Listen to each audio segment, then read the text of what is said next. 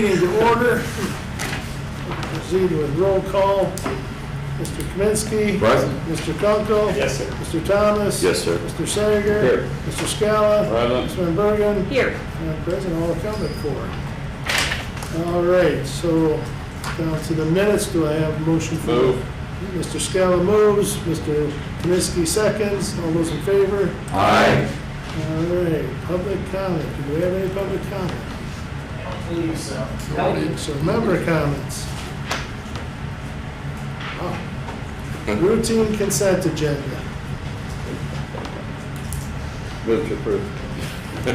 Do I have, I'll Mr. make Sager a- moves to approve? Second. Mr. Scala seconds. All right. Any discussion before we proceed to vote? Okay. Just that we make a note that Mike didn't pull anything. We're not voted yet. All right. It's a good day in America. Mr. Sager? Yes. Mr. Scala? Yes. Ms. Van Bergen? Yes. Mr. Thomas? Yes. Kunkel? Yes. Kaminsky? Yes. And I'll vote yes. Might be a record. New business. New business. Andy, you want to come up and introduce Austin, please? Morning, everyone. Morning. Good staff today. The DOT is pleased to welcome Austin Crowe to our staff as the newest full-time member of our maintenance department. Austin will be working in the sign shop. Austin started on February 3rd, and until about a week ago, all his training was winter operations to get through that last storm, and just in time for that. Austin currently resides in Wonder Lake and is a Woodstock North graduate. He was previously employed as an equipment operator in Wisconsin. In his spare time, Austin enjoys spending time with his daughter, fishing, hunting, spending time up north with the family cabin. So will you join me in please welcoming Austin to the DOT. I appreciate the opportunity and I'm looking forward to having a career here. So, thank you. Thank you, Austin. All right. Someone told me I had to give it. Yeah, I know, it is one of the few. Way to go, Austin. We don't get comments too often from the new hires, so that's great. All right. We had some staff reports. Staff report, so we got a couple things to update here. Daryl, you want to do quick, just a real, give them an update on the LED lighting on Rayco Road? And then we'll turn it over to, who wants to go first? Ed? Scott? Let Ed go first. Let Ed go first, okay. Bless you. Bless you. Thanks, Joe. Just wanted to update the committee on an initiative that DOT had last year when we replaced our high pressure sodium street lights out on Rayco Road. A lot of those light fixtures can't even be procured anymore, so we're moving through to do the LED retrofits. Currently, or the old high pressure sodium, they were about 400 watts. We replaced them with 180 watts, 45% reduction in just wattage alone. And when we take into account our current combat bill for that stretch of Rayco Road was about $20,000 a year for the energy cost, we'll be saving about $11,000 a year after these retrofits. Plus the maintenance side, because we have to relamp them more often and can't even get them, there's a savings of $7,000 to $3,000 a year just in not having to maintain the high pressure sodium. So saves quite a bit, about $15,000 a year all in for that stretch of Rayco Road that we save with these retrofits. So just wanted to share that with the committee, let everybody know what we're trying to do to save some money and make some money for this. What's the lumens difference? Lumens are the same. Exactly the same? They're calibrated to be very similar. So we have a height, we have an arm length. The lumens can be adjusted by how many watts you do to make sure that your spread out on the pavement is very similar. So that's how we do the retrofits. They're calibrated to match what was out there to what the LED. And are the LEDs changeable as far as colors go, so we can have like red? Not these. We didn't pay for that. Merry Christmas, Mike. Well, that could be a special stretch, you know?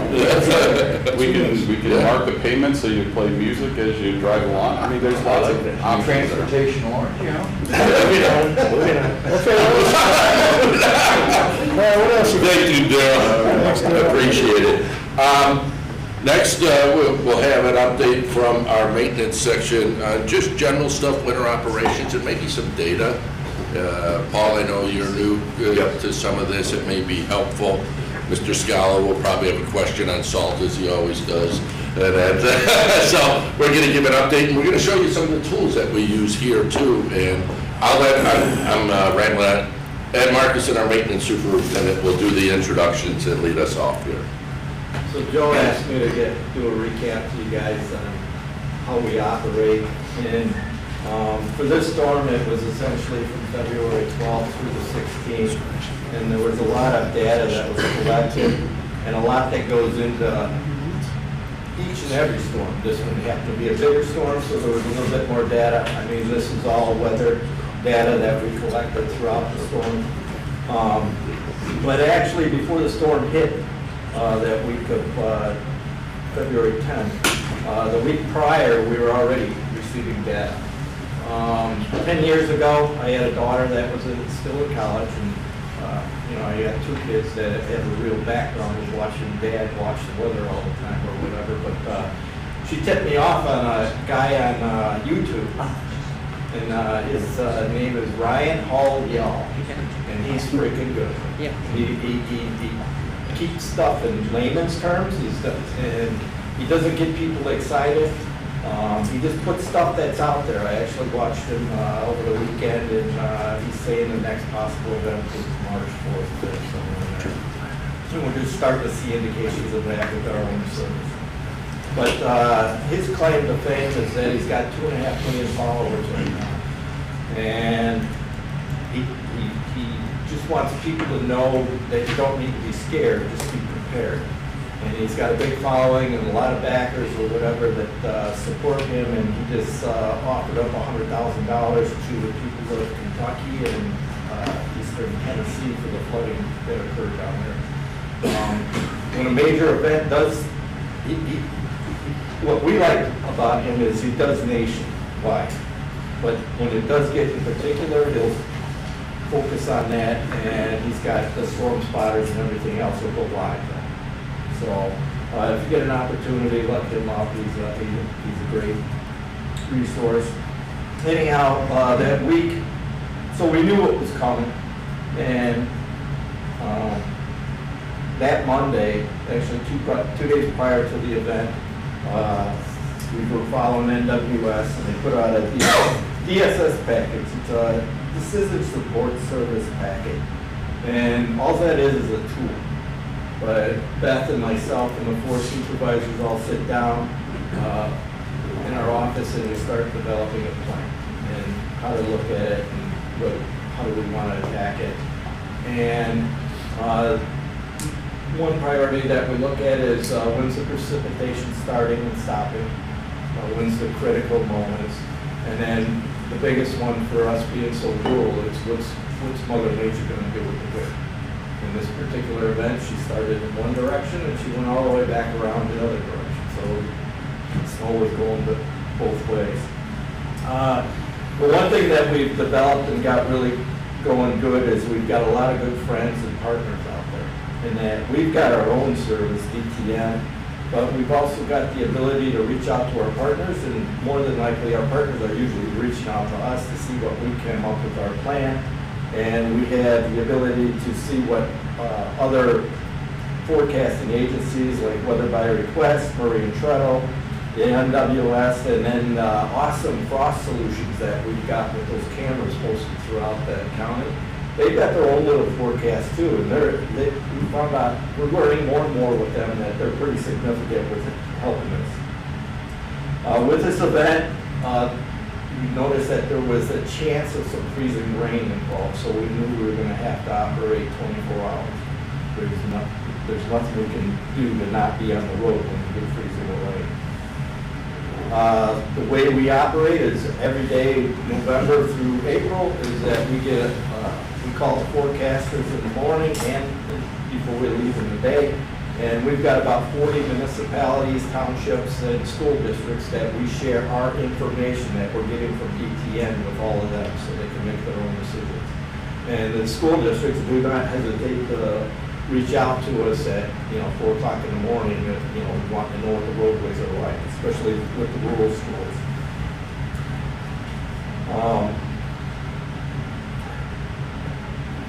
The confidence of the storm is always a tough one. All we can do is be prepared for the worst. If you remember correctly, they were saying that Wednesday afternoon that things were going to pick up and that rush hour was supposed to be bad. So in our game plan with our supervisors and our staff, we developed a plan where we did a late start.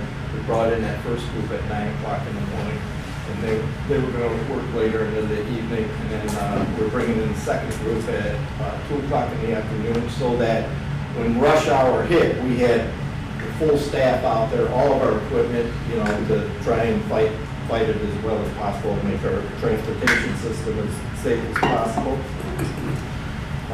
We were reached out to a couple times from EMA to give our opinion on what we were seeing out there with EOC. They opened EOC twice on February 11th and 12th. And so then we had to do communications with all of our staff once we put our plan together, including office staff, in that we knew that we're going to be open 24 hours. And actually, this room is a sleeping room. We had to work with facilities and housekeeping. Housekeeping, you don't think about it, but if we're here all over the weekend, that you need the essentials for the bathrooms and everything else. So we made sure that we're filled up that way. We're continually working with the sheriff on radio room updates, and we're continually working with our shop on the equipment updates. We went into the storm and we were down one truck. There was nothing. We were waiting on parts for a gearbox to dispense materials. We also worked.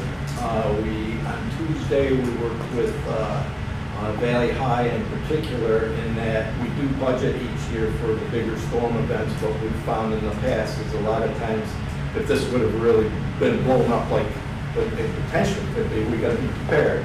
But a lot of times your fast food restaurants, they'll even close, which makes it tough on our drivers out there that they can't get a bite to eat. So we do budget for that, and we did work with Valley High, and we got a little bit of food that we could supply our people with. It was nothing great. I mean, it was. I mean, we had potato soup, we had hot dogs, we had breakfast bars, we had bagels and apples, so it was enough to help us get by through the weekend. As far as communicating during the storm, we're always looking to make adjustments on the fly.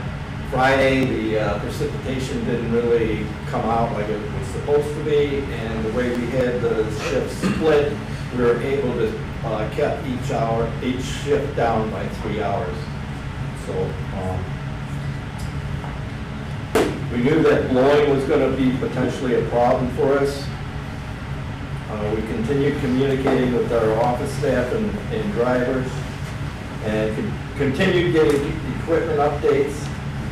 On Friday, it was interesting in that we lost our internet, and I know that Joe was in direct communication with Tom Sullivan trying to help us get back up online, because we're all in a scramble. What do we got? It was a change, that was for sure, but there was some good things that came out of it, in that all of us learned how to create, making our phone or our iPad into a hotspot so that we could get that information. But there was even talk about having some sort of contingency. I don't know what IT's contingency is on losing the internet like that, but I heard the mention of Starlink, so I don't know if that's actually available to us, but what was also interesting is that we learned that our internet is directly tied to our exterior lighting system. When the internet was down, it was dark outside. We had to run our operation. And we also learned that we had no phone service. So, but I assured Joe that we would be fine, because when I started, we had pagers. We were at the old facility. We were on a low band antenna. They got taken out by a storm. So we resorted and had to be flexible and get Nextel. The Nextel helped, but it didn't always work throughout the county. You get in certain holes and you lose the person. But we got through it. Also during the storm, we designate a, I have a question. So you said we had no internet, but I know we have our main internet provider, and we also have a contract with a backup internet provider. I don't know that. We do. Well, we do. So I'm confused how in the hell we can go without internet. To my understanding, I'm not- it wasn't just us. Yeah. It was, So I think the distinction there is internet, there's not maybe two backups out there. There's not a backup out here because you can connect through Valley High. But at the main, Okay. at the government center, there's two. And Valley High was down during this outage also, which is even more critical with it. But we don't have a backup if it goes down. it was my understanding it was AT&T, and it didn't just affect the county buildings, it affected personal AT&T. No, and so internet goes down, I get it, but when we have a backup system, are you telling, what I'm hearing Pete say is that doesn't mean jack squat for out here. You can say that's a hypothesis. I don't know. I know we have robust backup in the main office, but it's a different connection out here. Like, and I don't know, it's not even fully hardwired. No. Right. No, it's microwave. Right, so we're hardwired to Valley High, and from Valley High, then it's aerial, and that's remote, so, and that, Okay. Fiber Well, optics is coming. huh? Fiber optics is coming. yeah. Well, no, I know, but it just seems like if we're paying for the duplicate services, which we are, and it's not cheap for the backup, why we would, I don't know the answer to that. well, we should find that. We are looking into it, Okay. and All right, sorry, I just, They you go threw along- them off saying pagers, so that got to be on. I know what comes out. The one thing that we've incorporated with our operations is that we designate a supervisor to be snow desk each week. And this week we had Andy Rose, our sign shop supervisor. He was our snow desk. Sorry, this was anyhow, WBBM did reach out to us, and so did CBS News. And I didn't find anything with CBS News where they got a report of Andy on there, but Andy did a fabulous job on the radio with WBBM. What's cool about this is by sitting down with all the supervisors, Beth and I, and those four, we're all on the same page. So anybody could have done that interview and gave them the same information. So we all try to be up to speed as best as we can. After the storm was over, we kind of had a little hot wash and looked what worked, what didn't, what complaints did we receive. And Samantha can verify back there that we only had a couple of complaints, and the one is the manual complainer. So, and we only had one mailbox. Two, which was pretty good over 5 days with that event. We do know that they designated McHenry County overall, you know, NWS was claiming that we're gonna have 6 to 10 inches of snow up by the state line. The final results we're getting was hard to tell because of the wind blowing and everything else. We're saying we got 7 inches out of it. I know come Sunday when that wind was blowing, it was tough. There were some other departments that were all in support of everything that we did, that we worked with, and it was the sheriff, EMA, facilities management, housekeeping, Valley High, our own interior finance, purchasing, and IT. So this wasn't just a DOT event, we lean on a lot of people to get our stuff done. As far as our snow fence update, Bob Hensel is the one that kind of works with the farmers on the living snow fence, and then we make sure that our other snow fence gets installed. And he told Beth and I that you would be amazed at how many picking texts he got this time, and people just impressed with, in particular the farmers, at how well that living snow fence works, and you know how it traps everything. That was pretty good feeling, you know, and I think we're on the right page there to move forward with that in the future. As a follow-up with the shop supervisor, during the 5-day event, we had 16 trucks that actually had to have a mechanic put hands on. And of the 16, 13 were older ones. Currently, we have 9 trucks in queues that we're waiting on. Hopefully, we know we'll have 3 by next winter. We're hoping we're going to get 6. But we know we got 3 chassis up in Canada right now. It's just everybody, they're still slowly trying to get caught back up with everything that was laid back.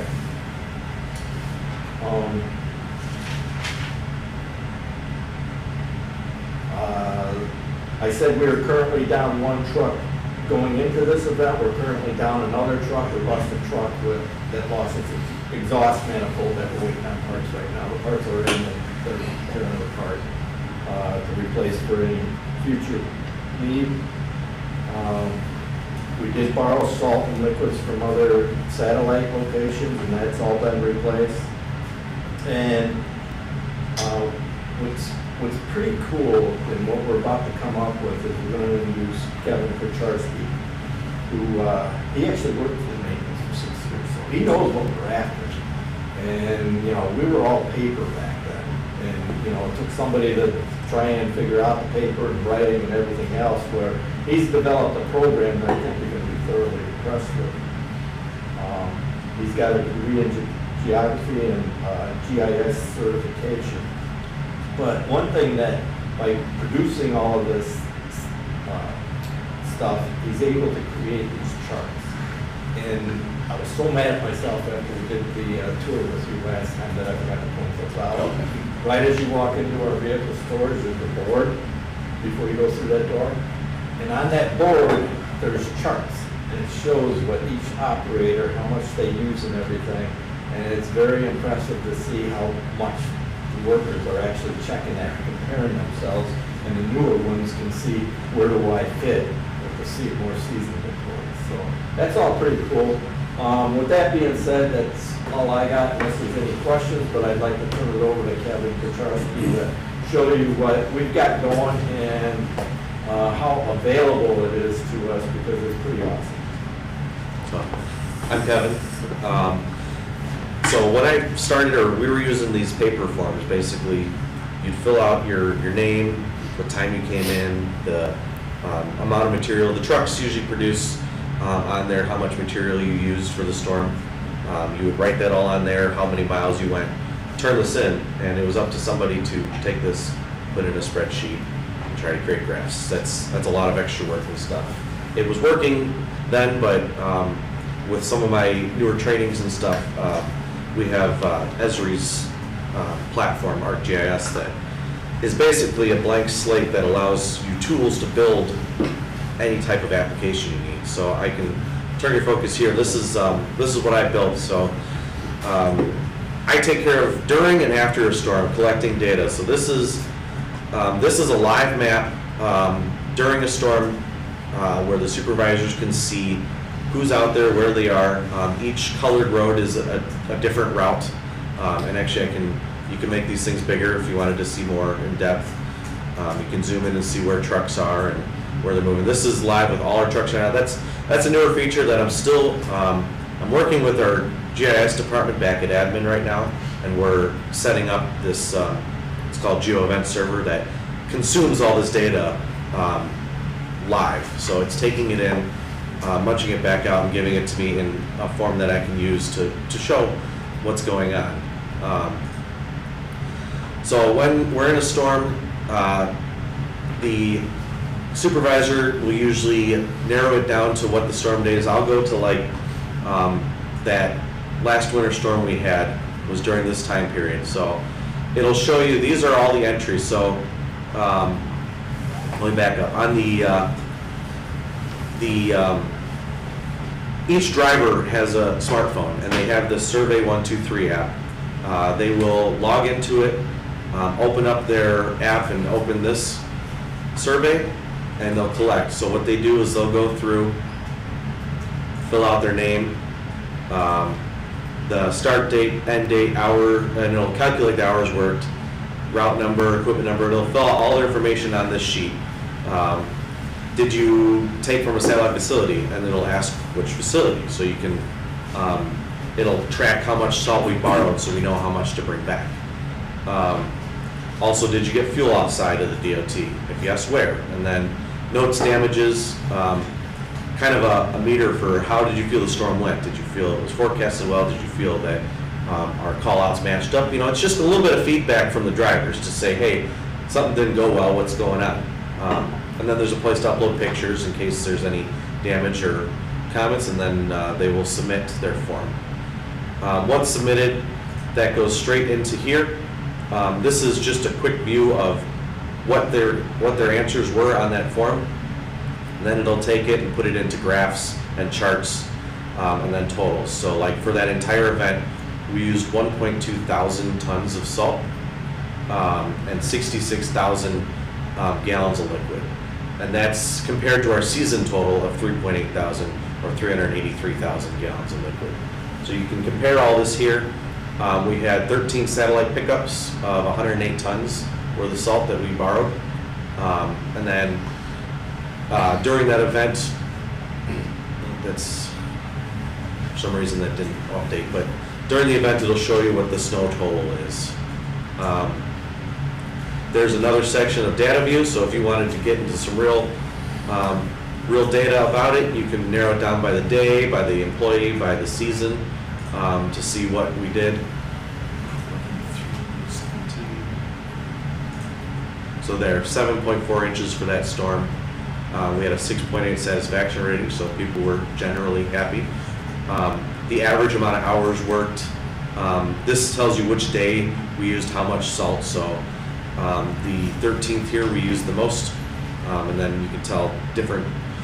Usually if it's snow or ice, we had one anti-icing event in that time frame, 3 drifting events, 1 ice, and then 6 snow events. And that's every time the supervisor changes shift, they will update to a new event. And so that shows how many of those we had through there. Some of these charts, again, the salt usage chart, graded for who used the most salt, who used the least. Our liquid routes and stuff, we have, actually the one I like, this is an average pound per mile of salt and liquid. So these two numbers down here are our liquid routes. So that's with salt and liquid combined, they used the least amount of salt with still achieving drivable pavement during that storm. So it's kind of a proof of concept right there in a chart that our liquid routes are working and saving us money and salt. Then we have the salt return. So this will tell us exactly who took salt from where and how much of it. And then every time we returned it, it'll go in the return bin and basically populate these charts here. From there, yeah, and then we have an area of submissions that shows, who, sometimes it's hard to tell. When you get a paper copy, you can tell who gave me the paper, who didn't give me the paper. How do I tell if they submitted something? Some of these drivers, they're tired, they might forget, they might miss something, so we have a submissions. This will basically tell me who is expected to submit the paper and then how many did turn it in. So it's a nice check for the supervisors to say we're missing a sheet from one of our workers. So, and then we go back and ask them, hey, correct, turn it in. They'll usually submit it later. But this kind of overview, we have the plow route map. I also integrated the radar just in case we want a quick jump to see what's going on and a precip forecast. So this is from the National Weather Service. It'll show you kind of what's expected for the day. And then we have some quick links to our RWIS sites, DTN, some other weather sites that we can see. So, but that's basically what I built and helps us keep track. Yeah, a quick question. How can I get you to get this for me at home? That was pretty cool. I think that deserves a round of applause. Outstanding. And this is very important too for those of you that have been around for some of the larger events, but 2011 was the blizzard, when it was declared a disaster. You need all this data to get money back. And there's only certain things, and this will make it so much easier, because we spend a lot of time on that back end when that disaster is And declared. all this has exportability. I can export the numbers to be able to run in spreadsheets and do more with it, so it's not just stuck in here. We can take it out and bring it somewhere. Right. I think the biggest thing that is awesome about this is Kevin actually worked in maintenance for 6 years, so we know what we're looking for. And to be able to trap it and get it live, it's phenomenal. As we know, some of the buy-in from maybe some of the, especially the older maintenance workers, can be hard. So being a driver, I understand what they're going through. You don't want to, at the end of the storm, you don't want to sit there and fill out paperwork for 25 to 30 minutes before you got to go home. You know, it's midnight, it's time to go home. So I try to make it as streamlined as possible. There's a lot of fields that are autofill on that, so if they, when they close it, they reopen it, it comes with their name on it, it comes with their truck number, unless something has changed, you can add it. But, you know, it's just little tricks in the formatting that helps them out. Right. I think this is absolutely outstanding. I commend you and I appreciate your value here in terms of this particular effort.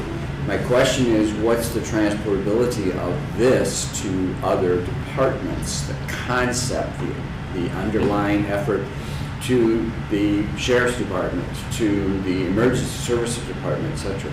Yeah, I mean, this is, the county owns licensing to Esri. It's all customizable. This literally started with a blank slate, and you have to bring in the data, connect the data, and create what kind of visual you need. I mean, it's anyone who wanted to use this format for their own municipality, I could share out a basic outline of it, or like a layout, and then they can work on connecting their data. But it's all, it's a lot of these new widgets. Was this called the dashboard tools that they have? But easy connectability, but just So this, it can be expanded, yeah. so we coordinate anything that we purchase or move through with, it does go through IT to make sure it's compatible with our system. So as Kevin is saying, if you want a license in another department, as you're asking, Brian, they can get those if they want to see that. So we do show that. We work with P&D to help them a little bit. Then we meet with them when they were creating their new permitting software of what are some of the things that we collect here that may be reproducible for others to make their. And other departments and agencies might already have something like this. We don't know what sheriff has in their back end. I mean, maybe Kevin does, but there's a good chance they might have something similar for their own purposes. But this works great for us, and yeah, like Kevin said, if we can help other agencies do something similar, we're happy to do so. That's fantastic. I've been working with P&D on this. Esri connects to our work management software, which is Cartograph. And I've been working with P&D. They want to expand that program to the rest of the county. We pay for a county license, so there was no extra cost for moving to other departments. But I'm working with them. This connects with that, so Cartograph can ingest data as well as that survey app. It just worked out easier to do it through the survey app for the maintenance side of it. Cartograph's can be a little clunkier on that end, but for asset tracking, I've been working with them to expand that software as well. Because we were the sole users of it up until recently. So. Amazing. Thank you. Well, How do you determine whether you're going to use the liquid or the salt? I failed to tell you that we did utilize anti-icing on that Tuesday before the event, and that's because the way we had set up our split shift, it would buy us some time for that first shift, because there was some moisture predicted to come in. It didn't quite come in as early as they had said, but by going out and anti-ice and everything, that would, because when we go split, then our routes get longer and our level of service drops. So we went out and anti-iced the entire county on Tuesday in the hopes that that would give that first shift an opportunity to keep up with things until we got that second shift there when we were supposed to get pulled, and then we could fight everything. So the liquid's more for the anti-icing? As you saw with his charts, is the liquids, we do use it for de-icing. For de-icing. And you've seen on the chart how low they were Yeah. on salt usage. We really want those new 9 trucks to get here because we got some big ideas on creating some other routes. It's some savings. Yes. And Paul, to your question, I know, I asked them the same question years ago, and for example, Heartland is in one of our liquid routes, right? We did that specifically so we could keep an eye on how well the liquids were working, because it's so close to our office. And it's nearby in case we get problems. Exactly. So it kind of gets to your question of why we selected this route versus that route. Okay. Thank you. Actually, I can show you one of the things on here, the salt and liquid. So here, this chart shows you kind of per event, how much liquid was used for the event, how much granular. We can look at drivers specifically too. I mean, I know Zach's one of our liquid route drivers. And you can see his usage is totally opposite. He's full liquid and just a tiny fraction granular. You know, if there's some super cold event or he had to jump in a spare truck for a reason, that's probably why he had granular. But, you know, this is the chart we want to see because we know that it's going to be using far less salt. And his totals are way at the bottom of the list.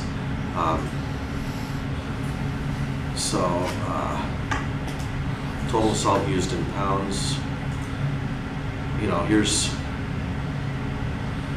That's huge. Yeah. These are some of the drivers that are just temporaries that come on. Here's Zach, but yeah, they're way down at the bottom. You know, you're not looking at this end of the list, you're looking at the other end. So it's just helpful to see it all in form there. It's correlated though to the timing that they were out, correct? Right. So they submitted at the end of a storm. We're working with Samsara to try and get some live data as the storm's happening. So we can do a connection with our truck software that sends out data, and we can take in, it sends how many pounds per mile they're laying down live, so we can have that on the map. We're so close, I didn't have it ready for this meeting, but we literally, I worked with them yesterday, GIS department, we're working some bugs out, and then as soon as we can get some trucks out to test it, we can see, we can tell who's, maybe laying it down a little heavier than we asked them to, or a little heavier than they need to. And we'll see that line, so if we need to make an adjustment, we can. Mike? So just when we use salt from a different facility, not our facility, and then we go and return that salt back to them, are we doing that with our own trucks, or are we having the delivery of the salt, instead of coming here, go right there? We do it with our own trucks. Is there a way to have the delivery of the salt just go there instead of here? Generally, salt purchased way ahead of time. Salts are there and all the deliveries are made for the winter in advance, unless we have a bad winter when you've got to get more salt in line. We're getting deliveries throughout the year though. There are places like the tollway that require us to return it within 72 hours. Okay. So it's hard to schedule. Right. But if we had a remote facility, I would save on the double handling of this salt quite a bit in certain areas, correct? Yep, and that's what we're working on. Because we discussed all this 2 years ago, a year and a half ago, whatever. And we're getting closer. 10 years. We do a LOU handshake type deal with all of our satellites, and that we will provide it back to them within 72 hours. The big issue for them is they don't have the storage capability that we do. So that's why a lot of them want it back in case there's a follow-up storm. They have it there. Yes, you can get, I'll say, just-in-time delivery, but that's not going to happen tomorrow. And that it could be a week depending on how big it was, and especially if there's an event. The larger the entity, they're first on the list. The smaller you are, you may not get it until after the storm. So that's the big issue. Well, we tend to work in reverse of that when we're ordering salt. We got really good relationships with what we did with Chicago Export and we do with our new vendor now. In that we know the smaller entities don't have the storage. Haul through them all through the week, but then send those 70 or 35 semis to us on the weekend. We'll bring somebody and just send them all to us because we got the capability to handle it all. Plus, when you bid your salt, when you talked about the options, your salt price per ton includes the trucking. Right. So you can't say, oh, we go Over there, deliver go to all place. guys. That's what I'm saying about that's pre-figured out. Probably have to look at bidding, saying, oh, I want 200 tons delivered down Bonneville or something. Yeah, but that could be done at the bid. There's no Uber salt. No, I was just trying to, that would save us if we could do that, if we could just have a truck Certainly. deliver. They're not that efficient. Oh, no, I just, hey, you know, I'm asking.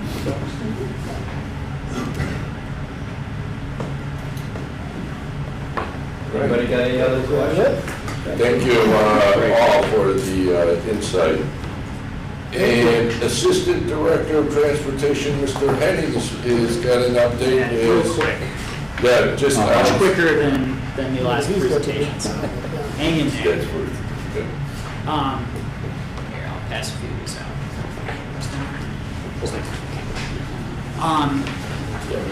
So we were thinking about what are some topics this committee might want to hear about? And I get questions periodically from city administrators, council members, village presidents, county board members about, where is IDOT at with this project of theirs? And I don't know if you guys get asked from constituents where IDOT is on a certain project, so I thought I would just kind of give a very high overview of the major projects that people want to know about. And then I handed out sort of their latest, they call it their monitoring schedule, which kind of shows everything from resurfacings to bridge rehabs to these major capital projects. Kind of shows where they're at, how much they cost, what the timeline is, whether they're funded or not, that type of thing. So I'll just go through, I got 3 projects that I wanted to talk about here in this presentation. These are the big ones that everybody wants to know about. And I started off with the 47 project in Lakewood. So everybody sees 47, 176, that intersection has been, there's been a lot of movement down there. They're currently, they did tree clearing. They're currently moving utilities. They've been moving utilities for quite some time now. That intersection project, it's important to know, that's part of this larger project that IDOT has from 14 all the way to Reed Road. So Huntley to Woodstock. The intersection with 176 is a portion of that they're tackling now, but that's not the only part of this project that you're going to see in the future. They also replaced the Kishwaukee River Bridge on 47 a few years ago. But you can see all in, this is a $250 million project from 14 to Reed. The intersection is about 50 million of that, and that's what they're doing right now. You're going to see actual construction starting this summer, carrying into next year. I think they're hoping to be done with construction by the end of next year. We'll see if that's the case or not, but the intersection will be done. The bridge has already been done. And then the remainder of the project is currently unfunded in IDOT's program, right? So everything else outside the intersection, they haven't identified money for that portion yet, but we've been told sort of by staff that after the Woodstock 47 widening, after the 31 widening between Crystal Lake and McHenry, that this is going to be sort of that next major widening project that IDOT's going to fund in the future when funding becomes available. What I included here was just a picture from the TIP. So for those that don't know, CMAP, which I'm sure you guys have all heard of, that's the regional MPO, Metropolitan Planning Organization. They're sort of the gatekeepers of the federal money. So no federal money can be spent without going through CMAP to getting approval from the MPO Policy Committee. What you see here is a picture of the TIP itself, showing sort of by phase how much things are costing, the timeline of what fiscal year they're programmed in, just so you can, and this is all publicly accessible. If anybody wants to Google CMAP TIP, this will pop up, and it's basically a mapping feature that you can click on. Super intuitive, very easy to understand. And I also included the website to the actual project itself. I threw this together last night, so forgive me for the sort of the wonky nature of this, but I wanted to just show everybody the intersection itself. There's a lot of confusion because IDOT was looking at a bunch of different alternatives back in the day. during phase one. They were looking at roundabouts, they were looking at realignments of the road. They were looking to actually, one of the alternatives was to connect the 176 intersections together into one, make it a four leg instead of 2-3 legs. Ultimately, what they're carrying forward is simply widening it out. So it's going to be essentially a 4-lane road. They're putting in free flow rights at both intersections so that right turners off of 176 on 47 can merge instead of having to come to a stop. They're adding bike path sidewalk throughout the whole corridor. But you can see this, I believe what you're seeing here is the 176 east leg with 47. So 176 is on, I think it's not working here. It's really hard to see. So this down here at the bottom is 176. This is 47. North is to your right, so you kind of think of it that way. So you can see the free flow right here coming off 176. You can see the 4-lane corridor on 47 here.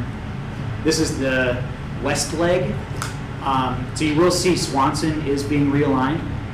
It's going to come in with 176, be a right in, right out. But you can also see again the free flow right. If you get questions about what is this going to look like when it's all said and done, this is essentially what the plan is. And again, they're going to be out there doing some work this summer. So that was that one. The Woodstock 47 project. Again, another $250 million. This is a $250 million total project. But like the one I just went over, they broke this one up into chunks. So what the work you're going to see first is the portion from 120 down to 14. Okay, that's the portion that they've already acquired the right-of-way. You can see a lot of tree removal ongoing right now. They're targeting the April 2025 letting. So that's sort of IDOT's schedule. They're going to start hopefully moving utilities this year. They might already be moving utilities, but yeah, they're moving utilities. So you're going to see utility relocation throughout this year. Construction isn't going to start till next year. So if you get asked questions from constituents, That's important, because Mike and I have heard at NCEC more than once about what's going on with construction. I'm worried about my business.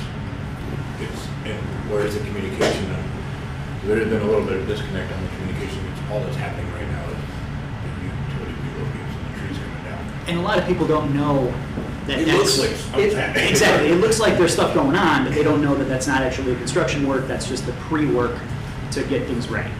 And it's important with this one, they took out everything related to the UP Railroad underpass from the contract because the UP and IDOT can't agree on an agreement. So the UP's not signing an agreement that's necessary to do the work, to secure the right-of-way.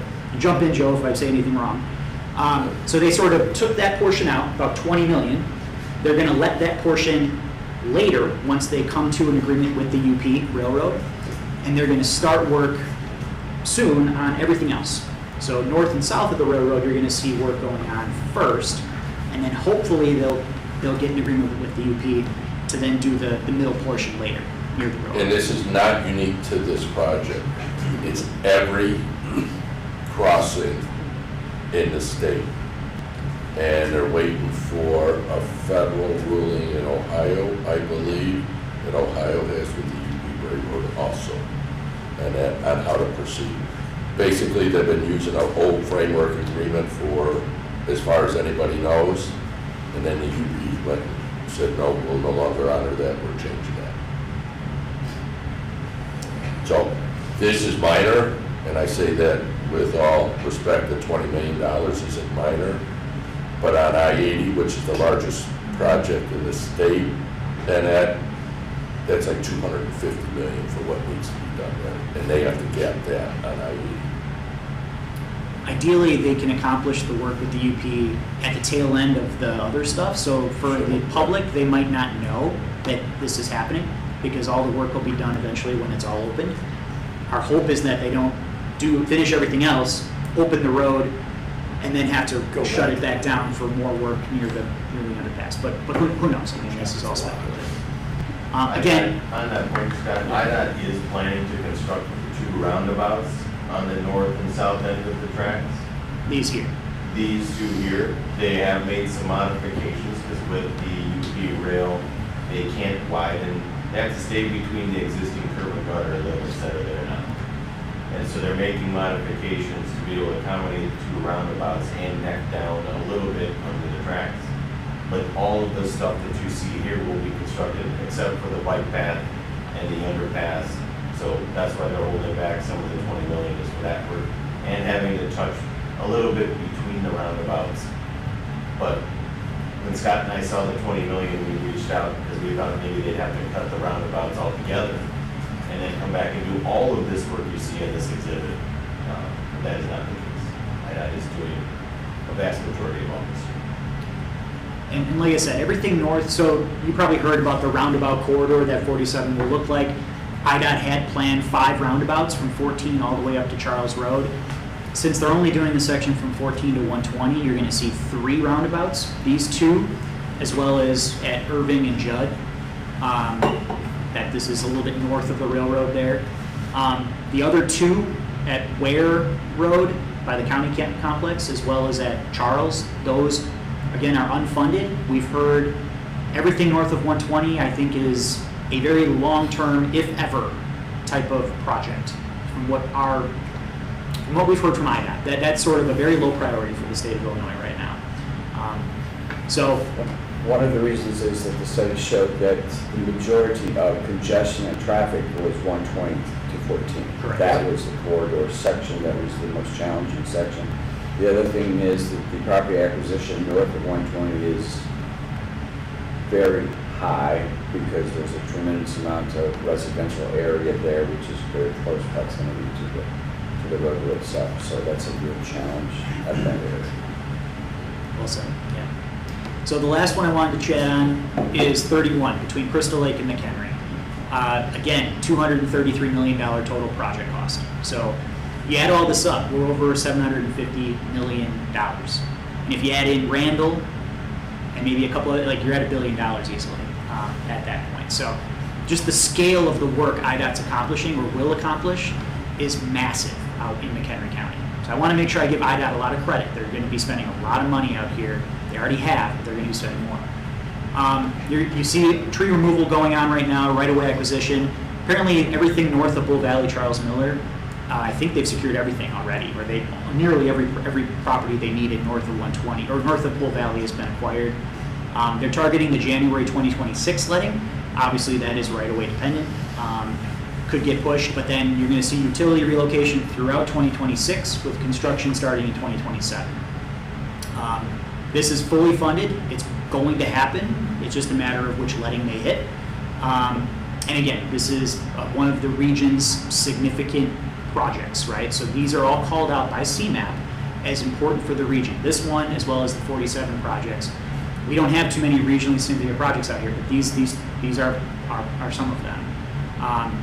Just to show you kind of what it's going to look like. Hold on, Scott, let me take on one point that you mentioned, go back to that one. You mentioned the targeted letting, and Dr. Sager talked about 47 project right away.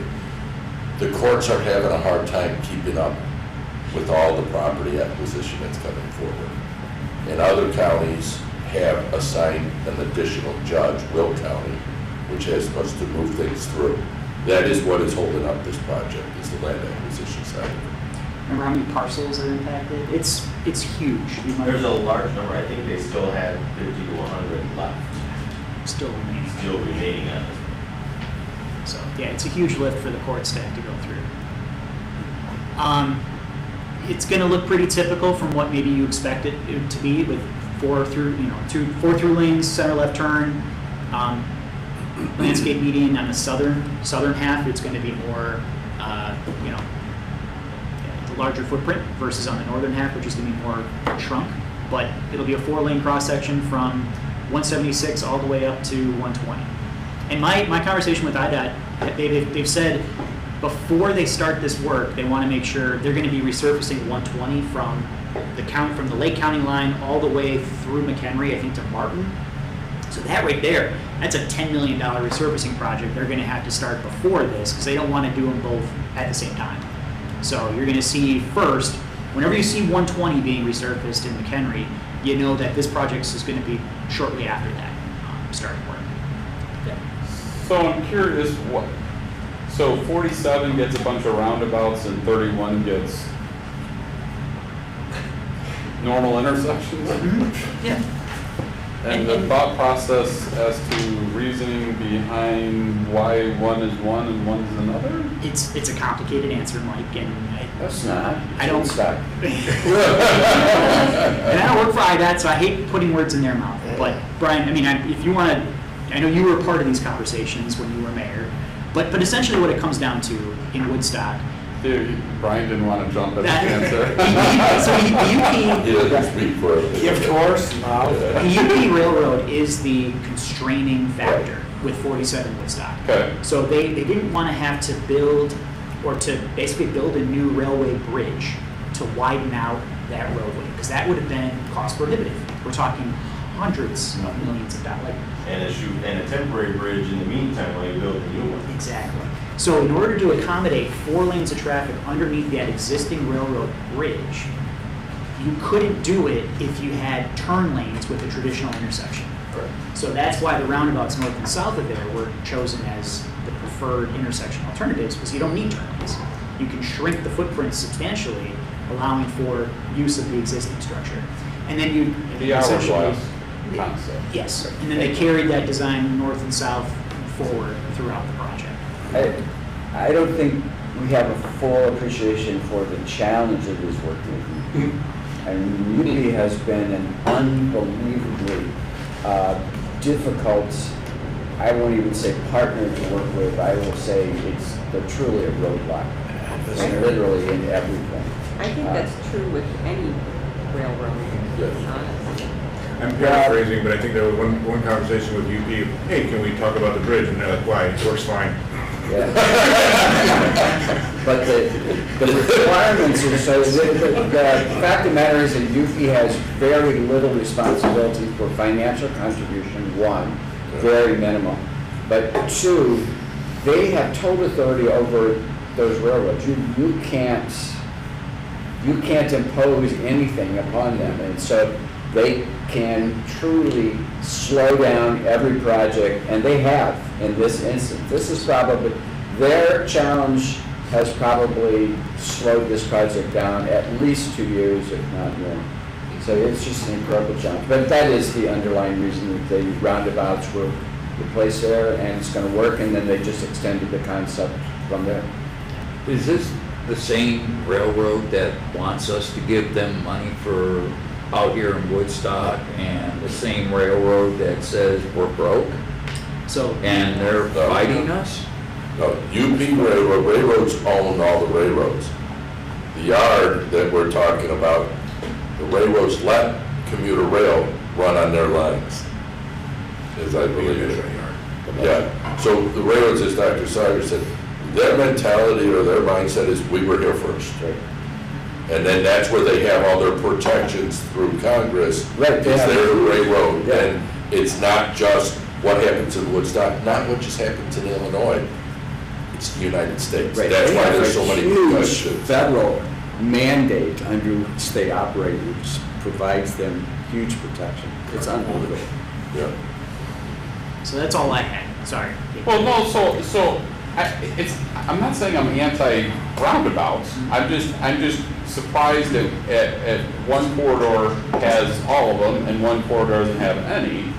And I maybe incorrectly assumed that more and more jurisdictions were going to roundabouts because of all the safety issues and everything that supposedly.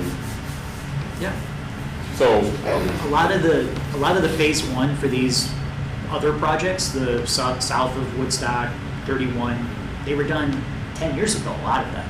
10 or 15. And IDOT was in a different place then than they are now with the use of roundabouts, right? So if there's a chance, Mike, that if IDOT were doing a phase 1 for 31 today, maybe it would look different than what you see here proposed. But you don't know either because the corridor is totally different. Woodstock is all commercial. There's nothing on 31 and you have a lot more right-of-way that would be available compared to you do in the constrained area of Woodstock. We just drive safer in McHenry. Scott, do you know what the 120-31 intersection looks like?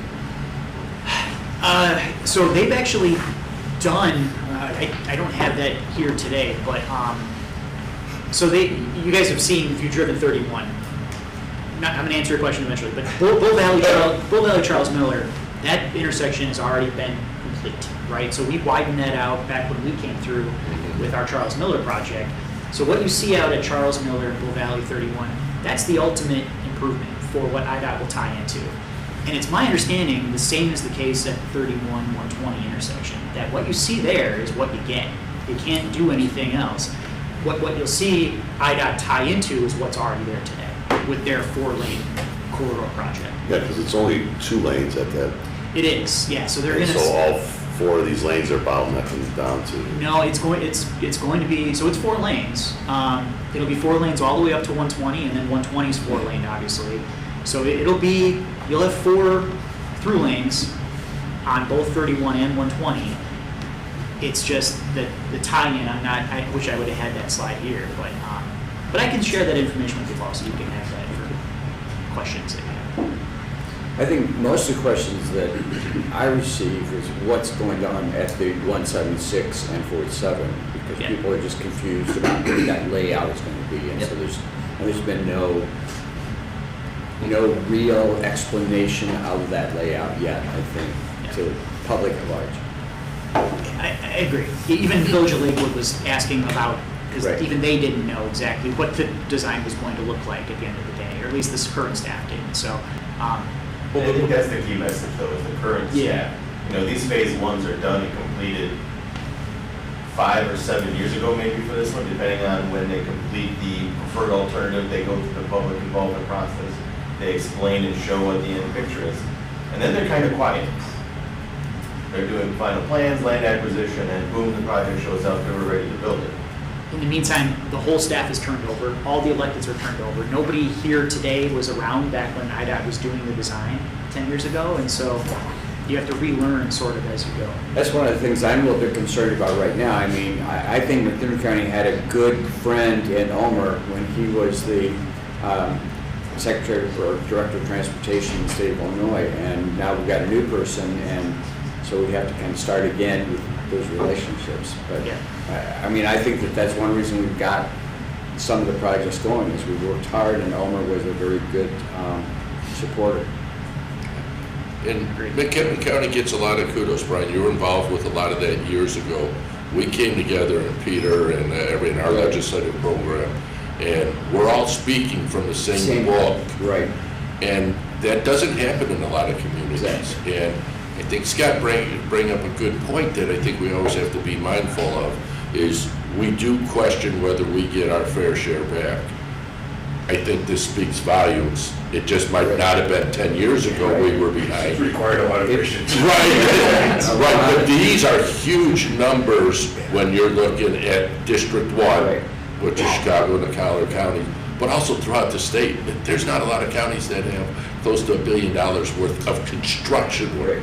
Yeah. But it took a lot of work for a long time. Yeah, well, I didn't talk about 14 between Crystal Lake and Woodstock. That was another major project that IDOT invested 10, 12 years ago now. Right. That money. So, yeah, there's a lot of stuff coming up.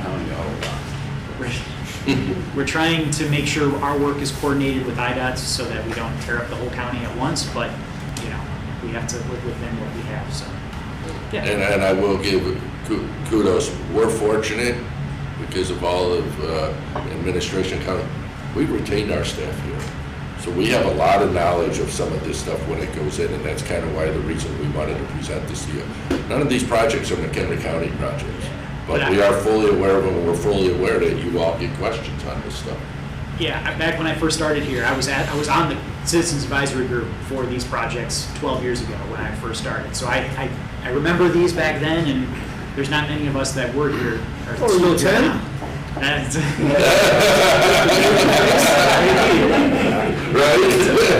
But anyways, if you have other questions, I'm happy to give the answers to any other questions you have, maybe offline, but thanks for the time. Thank you. All right. Well, we have need for executive session for minute approval, do I have a motion to go into executive session? Mr. Sager moves. Mr. Kalinsky seconds. All those in favor? Aye. Okay.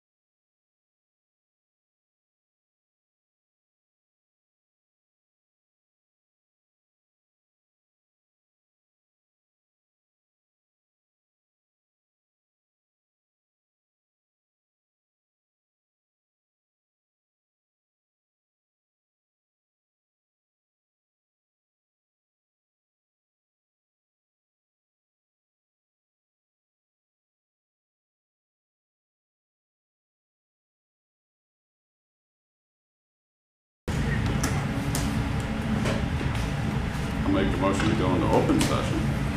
Are we ready? That's what it is, right? Yep, Okay, okay. Mr. Scala moves to do an open session, Ms. Van Bergen seconds.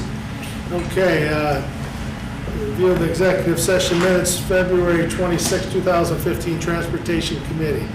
The following executive session meeting minutes were reviewed and by direction of the committee will be forwarded to the state's attorney's office for review. The January 31st, 2024, June 26, 2024, January 29, 2025. The following executive session meeting minutes were reviewed by the staff and the state's attorney's office, and per their recommendation, the following minutes can be released with noted redactions. March 30th of 2022, May 31st of 2023, June 28th of 2023, August 30th of 2023. The following executive session meeting minutes were reviewed by staff in the state's attorney's office, and per their recommendation, following minutes can be released in full. September 25th, 2019, January 16th, 2020, January 29th, 2020, February 26th, 2020, April 29th, 2020, May 27th, 2020, July 1st, 2020, July 29th, 2020, May 26th, 2021, September 29th, 2021, June 29th, 2022, August 31st, 2022, September 28th, 2022, October 26th, 2022, January 4th of 2023, March 1st, 2023, March 29th, 2023, April 26th, 2023, September 27th, 2023, and November 1st of 2023. That completes. So you need a motion to that, right? Yeah, do I have a motion for that? Mr. Sagan moves, Mr. Thomas seconds. All those in favor? Aye. Opposed? Okay. Thank you. I'll make a motion to adjourn at 9:34. Mr. Scala moves, Mr. Kaminsky seconds. All those in favor? Aye. Thank you.